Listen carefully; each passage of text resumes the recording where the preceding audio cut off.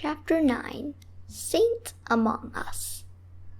For almost 35 years, Mother Teresa only worked in India.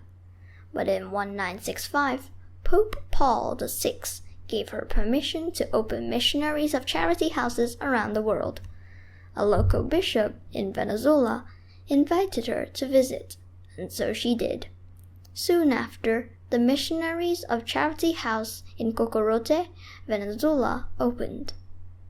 The next house outside of India opened in a suburb of Rome, Italy, in 1968.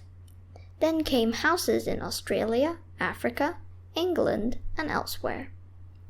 In 1971, the Missionaries of Charity opened its first house in the United States, in New York City.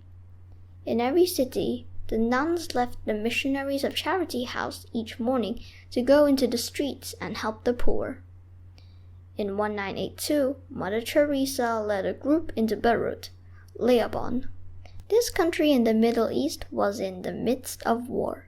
Dozens of children were huddled in a hospital where bombs had blown out the windows and tore about 2 floors of the building.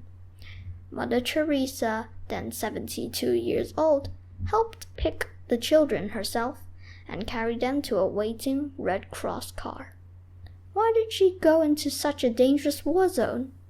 They are the children of God, Mother Teresa said. The children were soon taken to safety to a school the Missionaries of Charity had opened 2 years earlier. Becoming a worldwide aid organization was a huge undertaking, but Mother Teresa always shrugged off any questions of how she did it. We know what the people need and we start doing it, she said matter-of-factly. How could this tiny, frail-looking nun do so much? Her old friend Father Van Ixem had this explanation.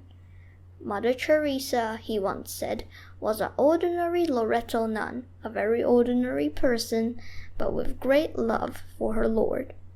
She was always a very pious person, but she was just herself, said one nun who worked with Mother Teresa. She did not force it on anybody. She was just what she felt and what she had to be. In the 1980s, Mother Teresa's health began to fail. Over the years, she had many heart attacks. She came down with diseases such as malaria and pneumonia. Against doctors' advice, though, she pressed on. There were so many poor to help, she reasoned, and I have all eternity to rest. She continued working as the head of the Missionaries of Charity until March 1997. On September 5, 1997, Mother Teresa died in Calcutta at age 87. The Missionaries of Charity continues its work under the leadership of Sister Mary Prima Patrick. It has homes and aid shelters in more than 100 countries around the world. The charity feeds more than 500,000 families and treats more than 90,000 leprosy patients each year. In 2003, Mother Teresa was beatified by the Catholic Church.